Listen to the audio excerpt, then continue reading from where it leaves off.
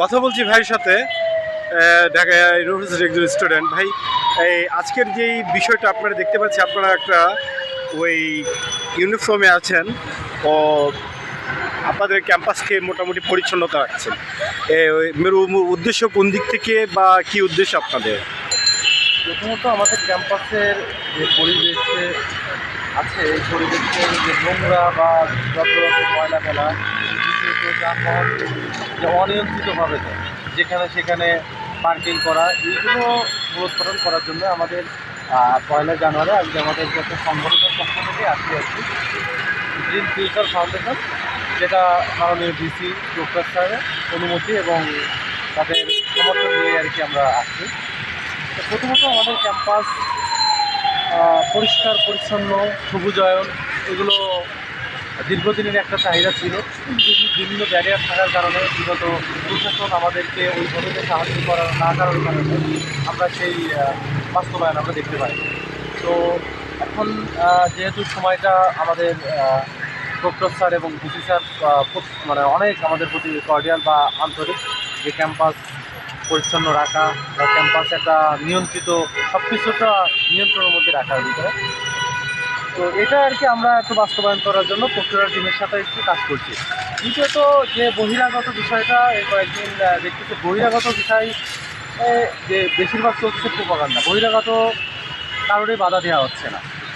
প্রথমত যানবাহন নিয়ে 5টার পরে, অফিস টাইমের পরে যানবাহন নিয়ে ভিতরে প্রবেশ করে যে গ্যাদারিং সিস্টেমটা ওইটা করতে একটু নিষিদ্ধ করা হচ্ছে।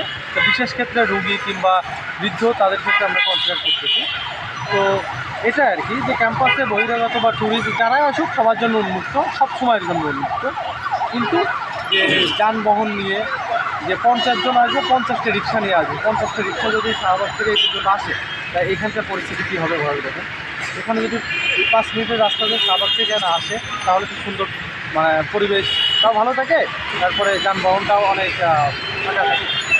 বিগত দিনগুলোতে আমরা দেখেছি যে আপনাদের ইউনিভার্সিটিতে একটা আপনার মোবাইল টিম আছে, ওদের তো এই দায়িত্বের ভিতরে এটাও একটা। আচ্ছা, তা হ্যাঁ, তো ওদের বিষয়ে কি বলবেন? আচ্ছা, আমাদের ফেস্টিভ্যাল টিম বা মোবাইল টিম এগুলো আছে, কিন্তু তাদের একটা সীমাবদ্ধতা আছে। ম্যান পাওয়ার বলেন, এই ম্যান পাওয়ারের দিক থেকেও অনেক সীমাবদ্ধতা রয়েছে। ডিসি স্যার আমাদের বললো যে আমরা যথেষ্ট চেষ্টা করতেছি, তাছাড়া যে বিভিন্ন আমরা সহ বিভিন্ন যে ভলেন্টারিজ অর্গানাইজেশনগুলো, এরা হেল্প করছে। তো তাদের সাথে আমরা একটু হেল্প করতে চাই, এটাই আর কি, ভলেন্টারি হিসেবে তাদের সাথে হেল্প করছি। কিন্তু তারা যেগুলো জায়গা পারতেছে না সেখানে আমরা যাচ্ছি। যেমন বিভিন্ন জায়গা, তো ক্যাম্পাসটা অনেক বড়, কিন্তু লোক সংখ্যা তো সেইভাবে তো নাই। তো সে বিষয়ে আমি আরেকটা কথা আপনার কাছে তুলে ধরতে চাই। ক্যাম্পাসের যে পরিমাণ আয়তন, সেই অনুপাতে আপনাদেরকে যে লোক দেখছি, সেই হিসেবে লোকের সংখ্যা খুবই সীমিত। তো আপনি কি আহ্বান জানাবেন যারা আপনাদের আরও ছাত্র জনতাকে, ছাত্রদেরকে, জনতাকে না?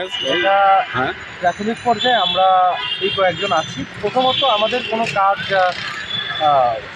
প্রথমত আমরা কোনো নির্দেশ করা বা কোনো কিছু করছি না, জাস্ট আমরা একটা সতর্কতা সমাজকে সতর্ক করছি।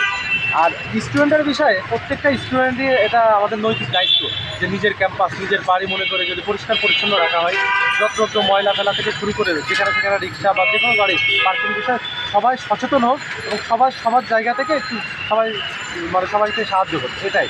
আর আমরা প্রাথমিকভাবে শুরু করেছি, মানুষ এগুলো থাকলেও যখন সচেতন হয়ে যাবে তখন হয়তোবা এই পরিস্থিতিটা এত মানুষ লাগবে না। সবাই নিজের জায়গা থেকে বুঝতে পারবে যে এখানে যদি পরিষ্কার আছে, এখানে গাড়ি রাখা যাবে না। 1 সপ্তাহ বা 1 মাস পরে যদি সবাই জেনে যাবে, তখন কিন্তু এখানে রাখবে না, এখানে ময়লা ফেলা যাবে না। এটা যদি সবাই জেনে যায়, রাখা যাবে না।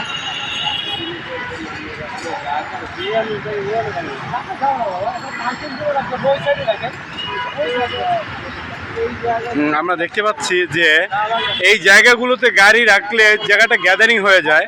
তাই এই ইউনিভার্সিটির আপনার ওই একটা সংস্থা, শিক্ষার্থীরা এখানে দাঁড়িয়ে ওই যারা এখানে গাড়ি নিয়ে দাঁড়াবে ওই পাশ থেকে তারা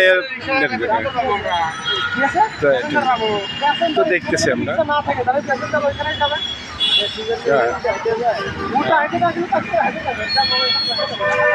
কথা বলতে তো